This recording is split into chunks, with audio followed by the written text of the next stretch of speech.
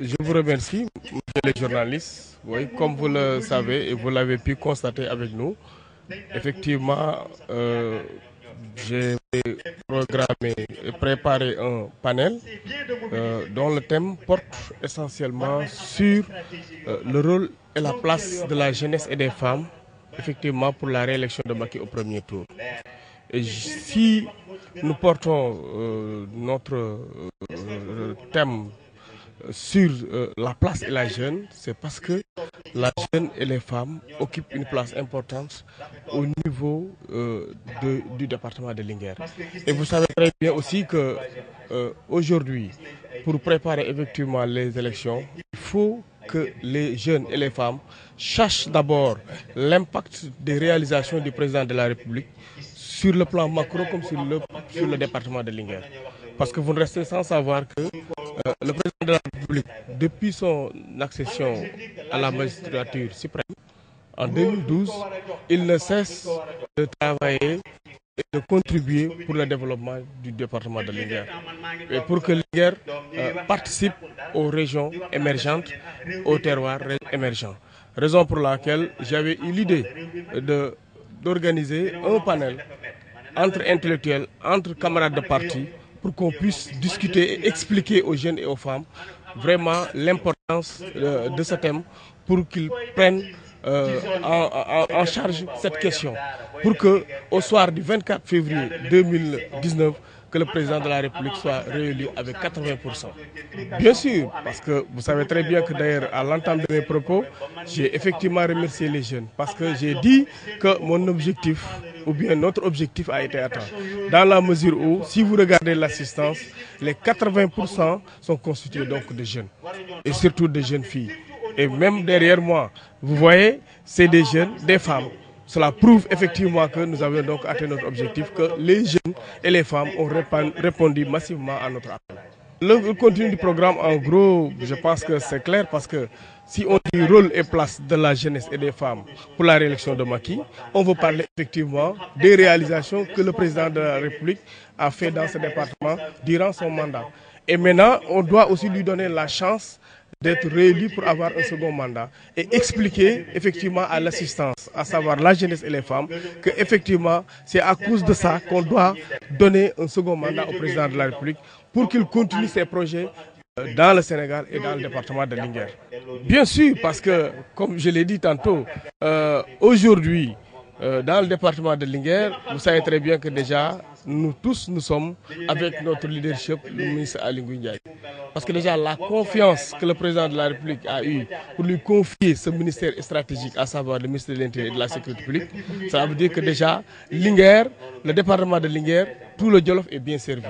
Et autant de postes aussi ont été attribués à des fils du terroir. Raison pour laquelle, pour dire que vraiment, le président de la République quand même, a donné quand même la part belle aux fils du terroir. Et sans cesse, le ministre aussi, dans la cohésion, dans les efforts donc des uns et des autres, ne cesse vraiment de prôner pour le développement du département, voire même la région et pourquoi pas le Sénégal. Et comme vous le savez, parce que aussi un parti doit être animé. Donc c'était une animation, mais aujourd'hui une animation très riche. Parce que s'il s'agit par exemple d'échanger sur un thème aussi important,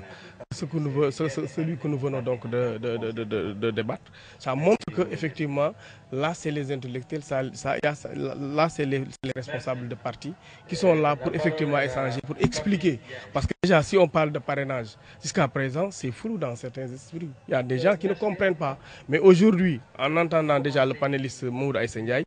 quand même beaucoup de points ont été donc éclairés. Et sur ce, même au sortir maintenant de ce panel, je pense que tout un chacun doit en bénéficier. Et maintenant, il y aura aussi des moments de communion et donc de divertissement. Raison pour laquelle aussi, quand j'ai soumis le programme au ministre de l'Intérieur, alors je l'ai taquiné pour lui dire qu'aussi il y aura, c'est-à-dire ce panel sera couronné par une soirée culturelle, pour faire au moins bouger encore la ville et montrer aussi que vous êtes aussi à l'écoute de la jeunesse, à la demande des sympathisants et des camarades du parti. Raison pour laquelle, après juste ce panel, il y aura une grande soirée qui sera animée par de jeunes talents rappeurs ici au niveau du terroir et aussi le groupe Ngoyane de Ndofane animé par la cantatrice Ami Socé. waaw xam nga panel bi lu ñu ci jublu mooy d'abord waxtaan ak askan wi te askan wi pour nga waxtaan ak ñoom da nga leen indi loo xam ne dafa war a mën a leer seen bopp parce que ñun lu ñu bëgg mooy Macky Sall am beneen mandat boobu nag pour mu am ko il faut que nit ñi xam lu tax ñu war a dem wooteel ko parce que boo jëlee département de Linguère ba mu yéegi ba léegi lu mu fi def ci ay réalisation ci wàllu PDC muy ay route ci wàllu ranch de Dolly ak yeneen ak yëg bu mu yëg waa Jolof ba yëkkati poste buñ toll muy ministre de l'intérieur nga xam ne yaay saytu di def élection yi mu dénk ko suñu xarit suñu doom suñu rak muy ministre Aliou Ndiaye ànd ak ñeneen ñu nga xam ni tey sédd na leen muy ay PCA muy ay directeur muy ay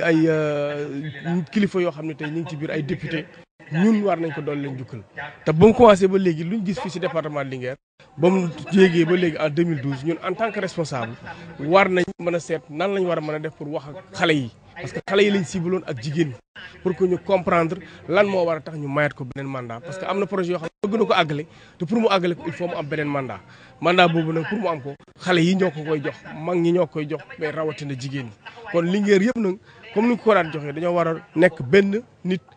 topp ci ginnaaw ki nga xam ne kii tey mooy le ministre Aliou Ndiaye mu am confiance ba jox ko tey ministère boo xam ne bi tey ci la parrainage juddoo te it leerul ñu waxtaana ko ba mu leer nañ parce que ku toog fi tey dégg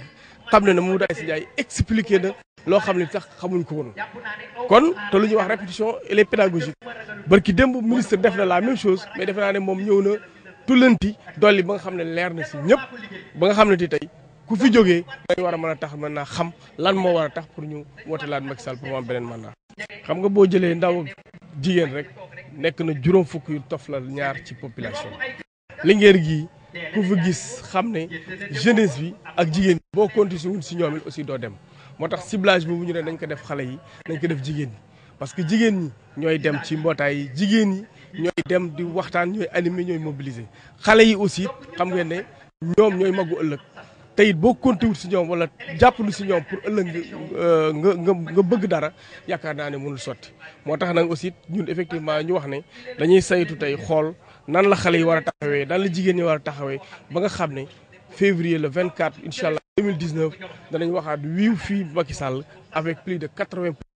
yoo xam ni tey ñun ñoo ko koy jox ci ginnaaw ànd ak muy sunu ministre muy Aliou Ndiaye. waaw après panel bi aussi dañ ne bu ñu defee panel bi ñëw toog pendant des heures di réfléchir di xalaat di weccente xalaat pour xool lan mooy parrainage di xool lan la Macky Sall def ci département bi ba war a tax ñu woteel ko ñu ci ay réalisation loolu aussi bu ñu paree dañ ne bu ñu demee ba dellu suñu kër sangu noppalu tuuti am lu ñu dugal ci suñu gémmiñ ñu doxantu nag ndànk dem fu ñuy wax Pointe Maxence bu ñu demee foofa dañ fa dajale aussi xale yoo xam ne ay jeunes talent lañ dëkk fii ci Linguère ñu yéeg def aussi seen playback waxtaan ak xale yi waxtaan ak mag ñi bu ñu paree nag ñu tëjee ko ak benn woykat bu mag